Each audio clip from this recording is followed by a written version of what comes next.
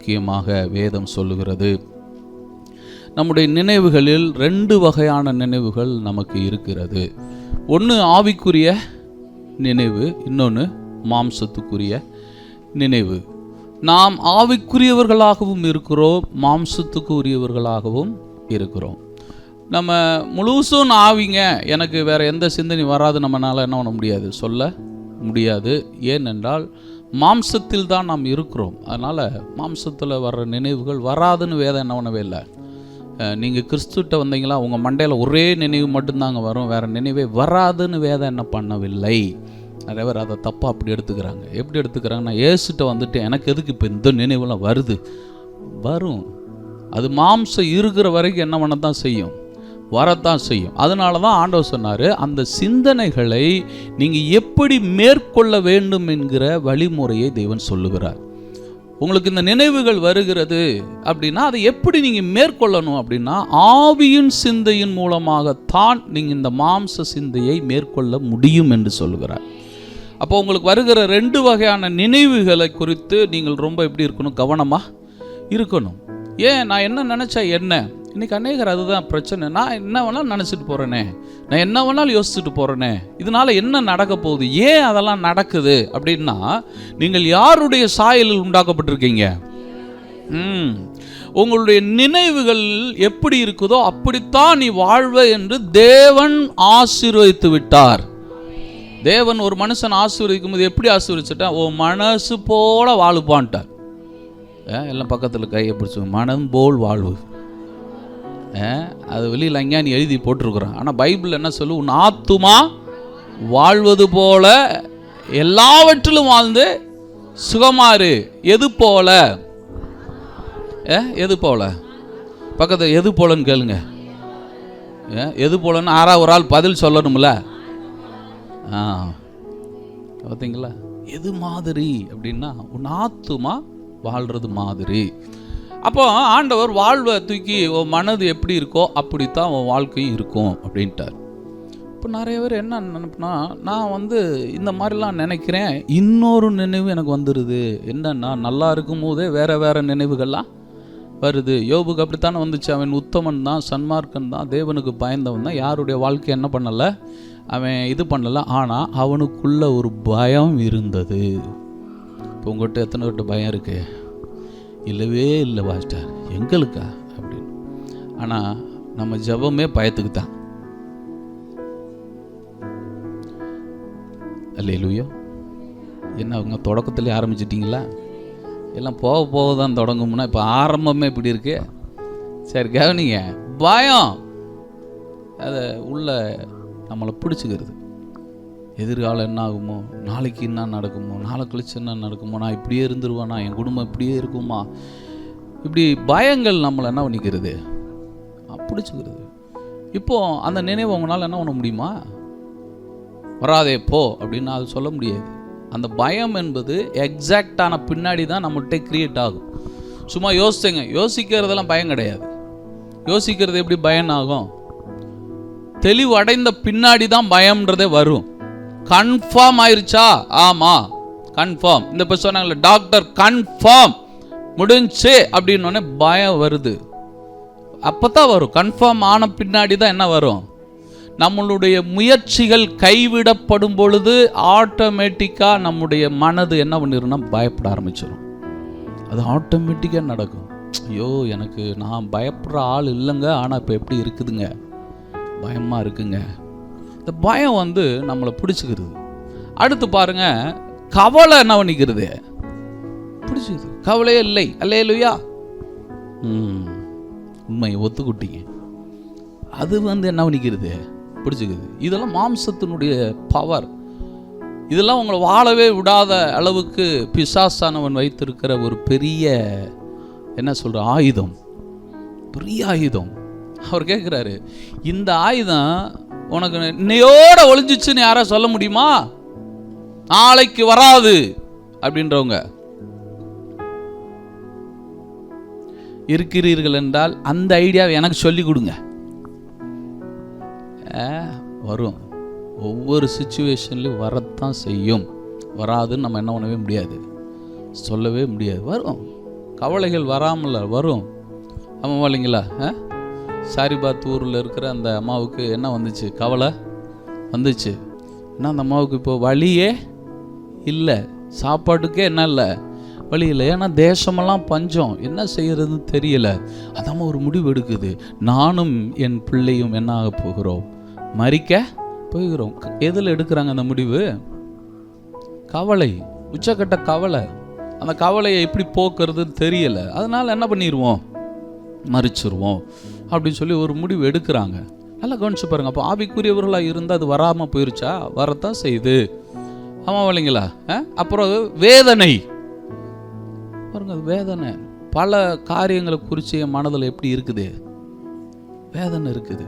ஐயோ அவங்க இப்படி பேசிட்டாங்க, நான் அவங்கள ரொம்ப நம்பினேன், அவங்க இப்படி, அவங்க மேலே நான் உண்மையான அன்பு காட்டினேன், ஆனால் அவங்க என்னை இந்த மாதிரி தான் நினச்சிருக்கிறாங்க, இப்படித்தான் என்னை அவங்க மனதுக்குள்ளே வச்சுருக்குறாங்கன்னு நினைக்கும் போது அதுக்கு பேர் என்ன தெரியுங்களா? கவலை இல்லை, அது வேதனை.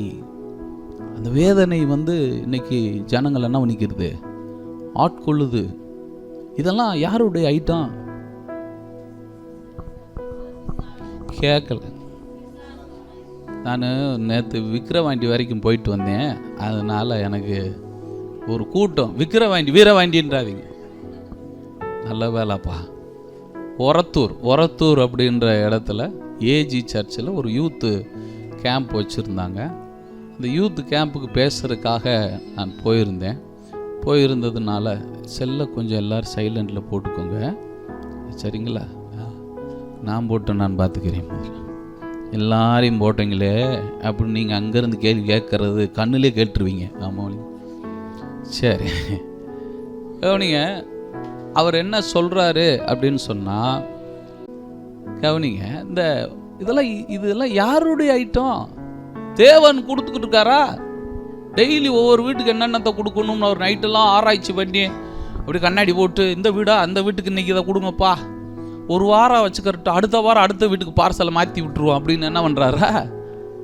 யோசிச்சு பாருங்க, கவனிச்சிங்க. தேவன் இதெல்லாம் நமக்கு கொடுக்குறவராக இருந்தால் ஏன் அவர் என்ன பண்ணணும், சிலுவையில் போய் இதை நான் வாங்கினேன் அப்படின்னு என்ன பண்ணணும், சொல்லணும். கொஞ்சம் இமேஜின் பண்ணி பாருங்கள்.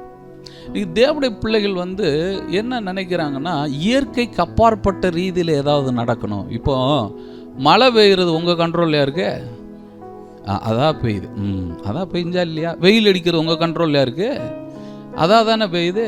இடி, டிவில் இடி அப்படின்னு நம்ம சொல்கிறோம், அதான் இடிக்குதுல.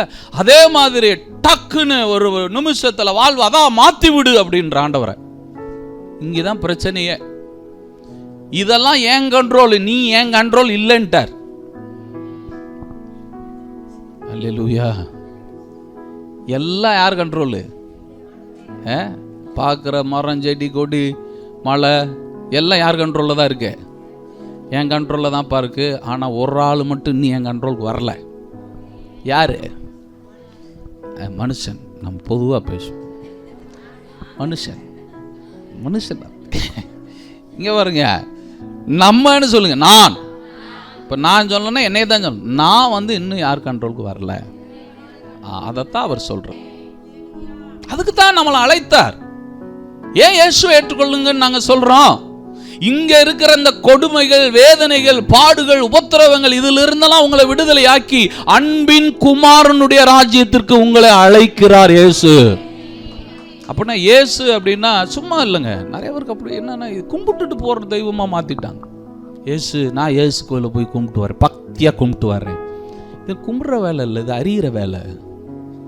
கும்பிட்றதுனா தான் நீங்கள் வீட்டிலே என்ன பண்ணிக்கங்கன்னு இருப்போமே, வீட்டிலே கும்பிட்டுக்கலாம். ஏங்க நம்ம சபைக்கு வருவோம், அந்த அறிவுக்கு முதல்ல வரணும். ஏன் நான் சர்ச்சுக்கு வரணும்? கும்பிடுறது நீங்கள் எங்கேயும் கும்பிடலாம். ஆண்டவர் அந்த அம்மா கேட்டுச்சு, உண்மையை தொழுது கொள்ளுகிறது எங்கே தொழுது கொள்ளணும்? எங்கும் தொழுது கொள்ளலாம். அது கும்பிடுறது எங்கேயும் கும்பிடலாம். ஆனால் அறிவை தேவன் எங்கேயும் கொடுக்கறது இல்லை. நீங்கள் எங்கேருந்து வேணாலும் கும்பிட்டுக்கலாம். ஆனால் தேவனுடைய வார்த்தை அங்கே கிடைக்காது. தேவன் தேவ வார்த்தையை சபையில் பேசுகிறார். ஏனென்றால் இந்த ராஜ்யத்தின் வார்த்தை, சுவிசேஷம் சொல்லப்படுகிற இடத்தில் கேட்க வேண்டும். அப்போ இந்த ராஜ்யத்தினுடைய வார்த்தை நீங்க கேட்க வந்திருக்கிறதுனுடைய அர்த்தம் என்ன தெரியுங்களா? நீங்கள் தேவனுடைய ராஜ்யத்தின் பிரதிநிதிகளா இருக்கிறதுனால கேட்க வந்திருக்கிறீங்க. அப்போ ஒவ்வொரு வாரமும் வாழ்வதற்கான வார்த்தை ராஜ்யத்திலிருந்து என்னாக்கப்படுது, கொடுக்கப்படுது. அப்போ ஏங்க தேவன் இந்த வார்த்தை அனுப்புறாருன்னா, இன்னொரு ராஜ்யமும் இதை பிடிக்கிறதுக்கு என்ன பண்ணிக்கிட்டு இருக்கு, வேலை பார்த்துக்கிட்டு இருக்கு. அது உங்களை காலி பண்றதுக்கு வேலை பார்க்குது. திங்கக்கிழமையிலிருந்து செவ்வாய்க்கிழமை வரைக்கும் அந்த ராஜ்யத்தினுடைய எல்லா சேனைகள் இறங்குதுங்க, கிரியை செய்துங்க, வேதனையை, பாட, உத்தரவத்தை, வியாதியை, சாபங்களை எல்லாத்தையும் கொண்டு வந்து என்ன பண்ணுது, ஜனங்கள் மேல போட்டுது, திணிக்குது. நம்ம வேண்டாம்னாலும் மண்டல என்ன பண்ணி விட்டுருது. யாராவது பாருங்க, பயம் வேதனை உள்ளதுன்னு வேதம். அது எப்படிப்பட்டது, வேதனை நிறைந்தது. அது யார் கொடுத்தாலும் பிசாசு கொடுக்குறான். நீ வேதனையில இரு, வேதனை சொல்லு. யார் கொடுக்குறான்னு முதல்ல தெரிஞ்சுக்கொன்ற. நீ எந்த ராஜ்யத்தில் இருக்கிறேன்னு முதல்ல தெரிஞ்சுக்கோ. ஆமென், ஆமென். நீங்க இந்த ஆமென் அல்லேலூயா நல்லா போட்டு பழகுனீங்கனால நீங்க எந்த ராஜ்யம் கண்டுபிடிச்சிடலாம். கை தூக்காம சொல்றதெல்லாம் வேற ராஜ்யத்தால் இங்க உட்கார்ந்து என்ன பண்ணிக்கிட்டு இருக்கு, எப்படி புரியுதா? அதுல நீங்க கண்டுபிடிச்சிடலாம். இப்போ ஒரிஜினலா இப்போ பாருங்க, நீங்க வந்து எந்த எந்த தெருவில் இருக்குங்க, நான் வந்து கூடலூர், ஆமாம், 17வது வார்டு, ஆமாம் அப்படின்னா நிச்சயமாக இது இந்த ஏரியாவில், ஆமாம் அப்படித்தானே. இப்போ அது மாதிரி அல்லேலூயா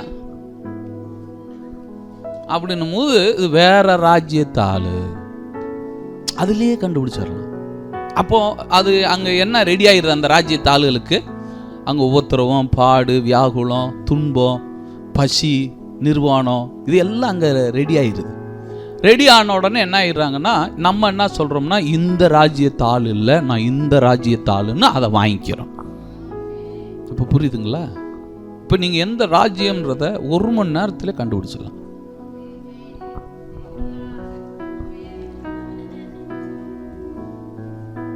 நம்ம என்ன எல்லைக்கோடில் இங்கிட்டு ஒரு கால் இருக்கு, இங்கிட்டு ஒரு கால் இருக்கு. இப்போ 2 ராஜ்யம் குழம்புது. இது நம்ம ஆளா இங்கிட்டா, இது இந்த பக்கமா அந்த பக்கமா? ஆமாம் இல்லைங்களா?